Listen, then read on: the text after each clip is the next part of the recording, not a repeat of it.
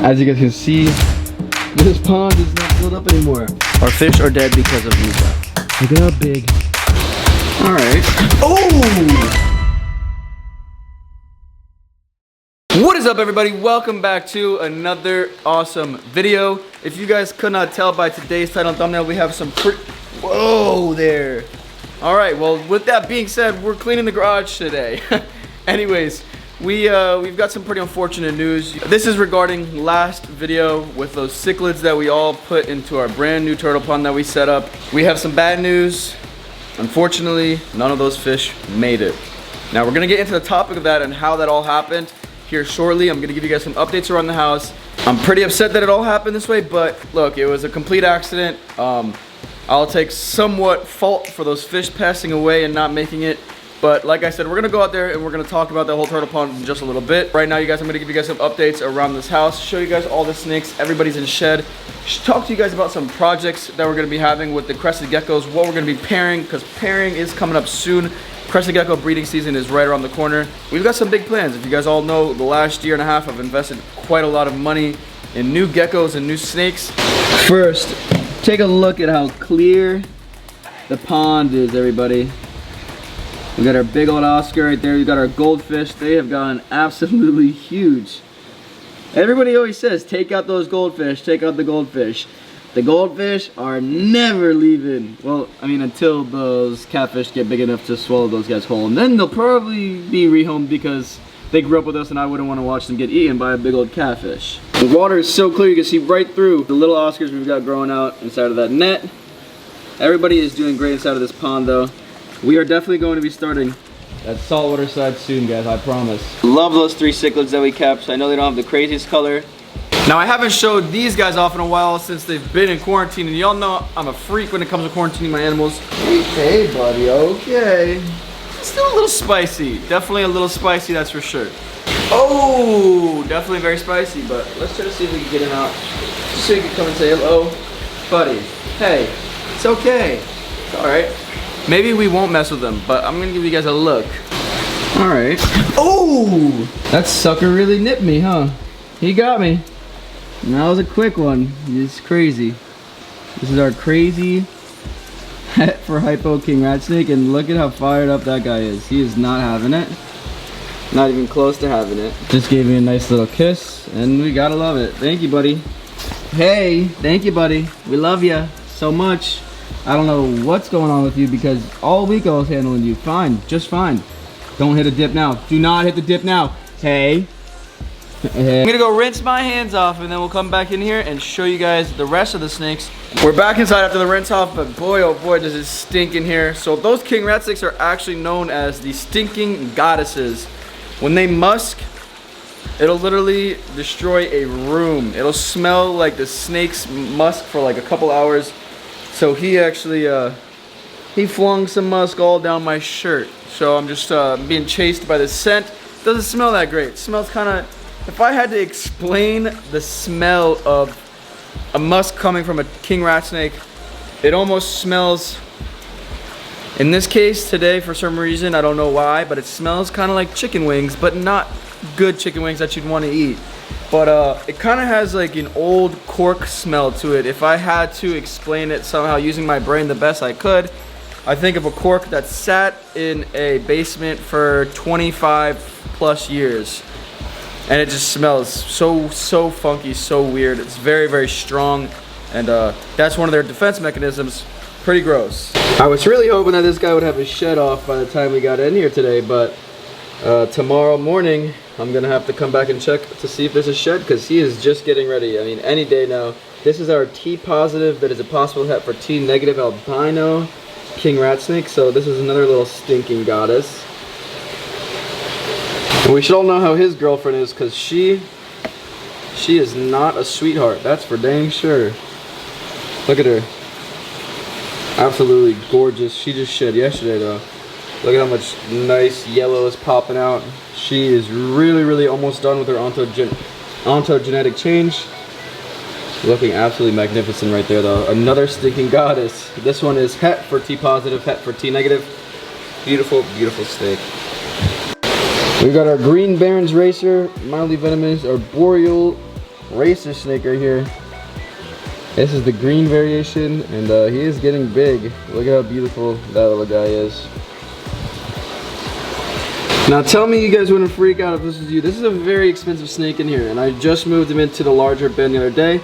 So I'm going to look for him, and I'm like, where is this snake at? These guys are not known for this, but hey, he scared the crap out of me the other day. This is our young blue barons that we got from Daytona, from JRP, and look at how big he is getting. Here is another stinking goddess, but this one is actually xanthic. So this beautiful female right here is just going to be completely black and white. As you guys can see, she's already starting to get that scheme going, losing a lot of those browns, bringing in all those nice whites. Another thing is, I see all the jokes in the comments talking about, oh, how messed up would I be if I took a shot every time Gio said the word beautiful? There's no other word that can describe these animals in my eyes, alright guys? Every single last animal that I own is as beautiful as ever, okay? So leave me alone in the comments talking about beautiful this, beautiful that. This is our beautiful, you guys like that one? This is our amazing xanthic king rat snake. So another stinking goddess. I got some smelly animals. Oh, would you look at that? Our little double het for snow king rat snake. So another stinking goddess. This one's just a baby. This is the other double het for snow, and you guys can see this one is already really starting to move on with the ontogenetic change. I think that's how you say it. Ooh, feisty little one. But the colors on this one have been absolutely beautiful from the start. Look at that, so much red. I've never even seen one with that much red. And look who else shedded her skin. Big old blue. She looks... I gotta be careful with her. When I open this, she always thinks my fingers are food. We also can't really get over how big our pink patternless leucistic pine snake has got. I mean, look at how much pink she is getting. It's almost like this orange salmon color pink. It's really neat. It's hard to explain how she looks, but the camera certainly does not pick up her colors. She is very neat, and safe to say she is growing quick. Now I would update you guys on all those little baby blue barons that we just recently acquired over the last couple of videos, but I just now finally got them comfortable and really started to get them smashing food. So I'm not going to bug them in today's video and show you guys, but definitely stick around in the next video. That male did shed, by the way, so he is much more blue than when he came in. And this crested gecko egg, that one right there is certainly getting ready to hatch pretty soon, as well as this big old one. So we got some nice geckos hatching soon, but like I said, you guys, it is getting ready to be full of eggs. A lot of crested gecko breeders start usually pairing their geckos right around Thanksgiving time, so time is coming where my male geckos will start to be getting it on. Anyways, we will have some exquisite, very high-end, very nice quality pairs going this season. Just did a big old clean on all the enclosures, snake enclosures, baby enclosures, everything. So everything is nice and clean around here right now. And let me just give you guys some looks at some of these amazing geckos, and maybe we'll talk about a pair or two that we're planning. So take a look at this fully white out lily white right here. So this is not an easy gecko to make. To have it almost completely all white just like her, very hard, a lot of time to make something like that. Very nice quality.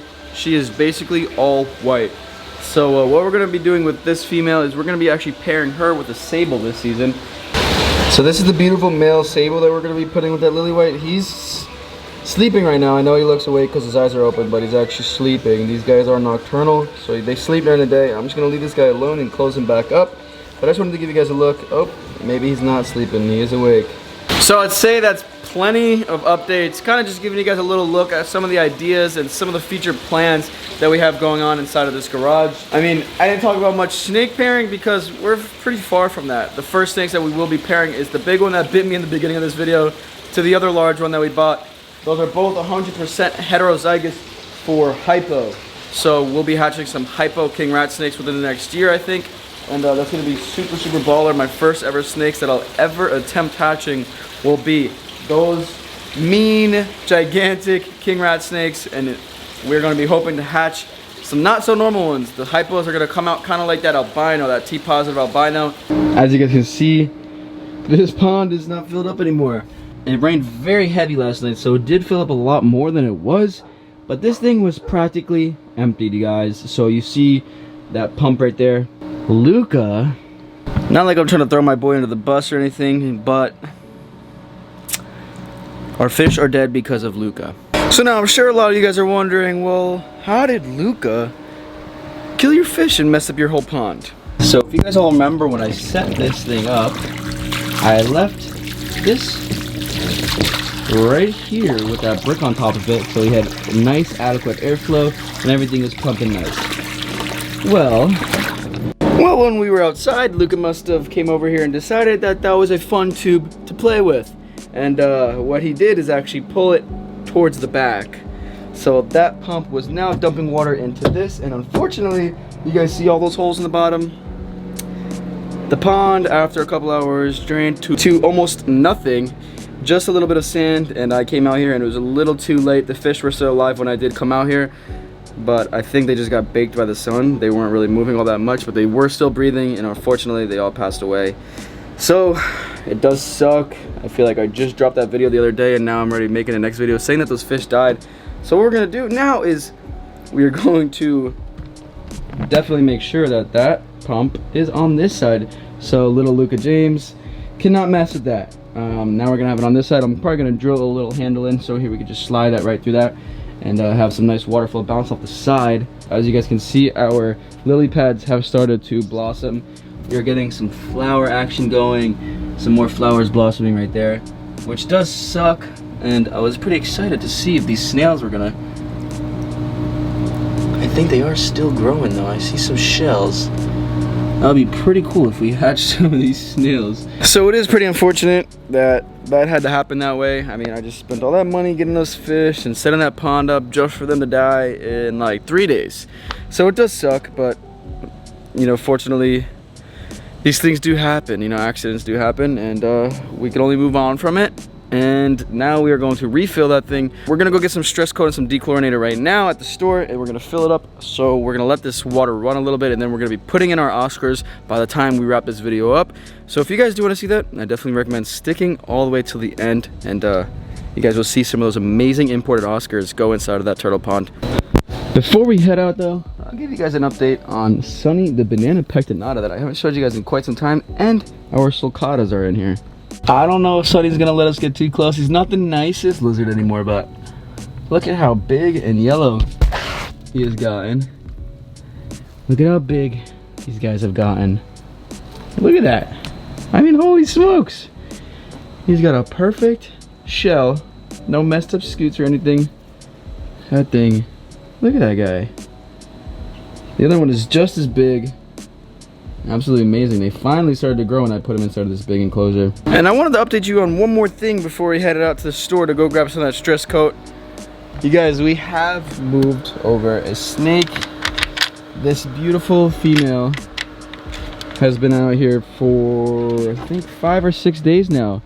Now, the first 5 days, she sat inside of this the whole entire time. She's got some nice sphagnum down here. Stays nice and humid. And it's just a nice cool spot right inside of these little homemade boxes. So she was usually in that the whole time, and I just came out here, had a little mini heart attack because I opened that and she was not in there. But after I looked a little harder, she's actually up here just enjoying her basking spot, just chilling right under the leaves of her pothos plant. That is as realistic as it gets, you guys. Look at how cool that is. Look at that. She's just finding her hole, and there she goes, you guys, right back into her little hide. See you later. Wow.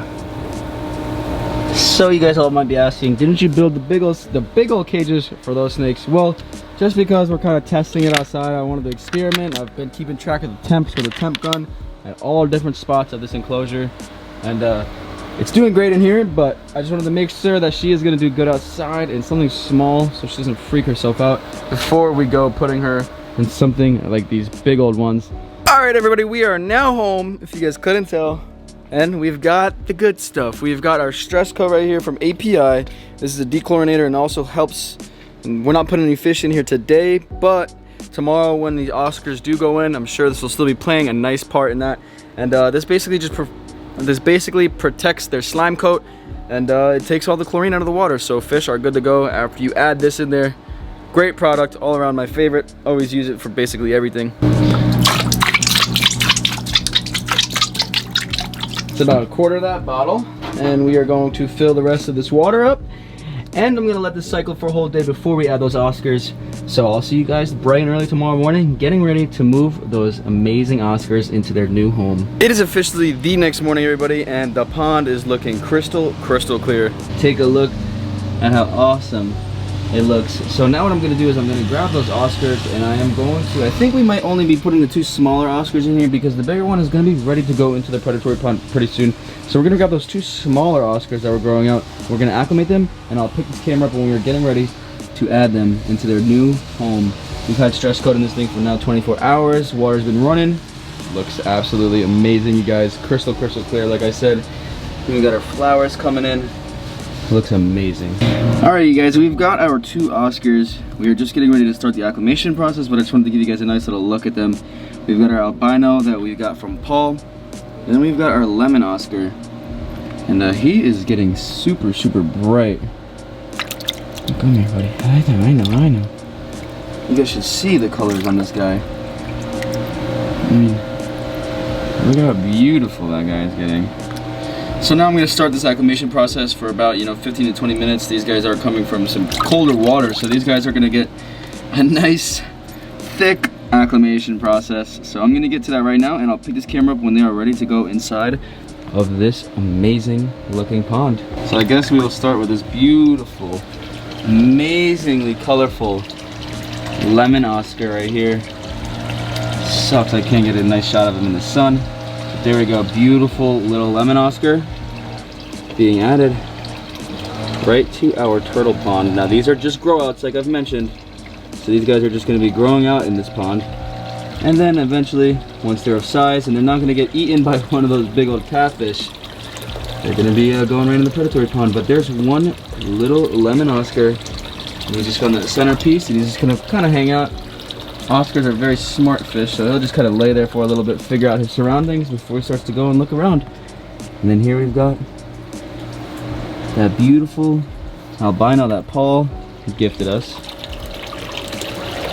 Oh, focus. There he is. That is a beautiful albino. And I kind of like this one because he doesn't have too much red on him. He's more of a higher white. Alright, buddy. Take care. Brush your hair. There you go. That's another Oscar right in. I love how slow and peaceful they move.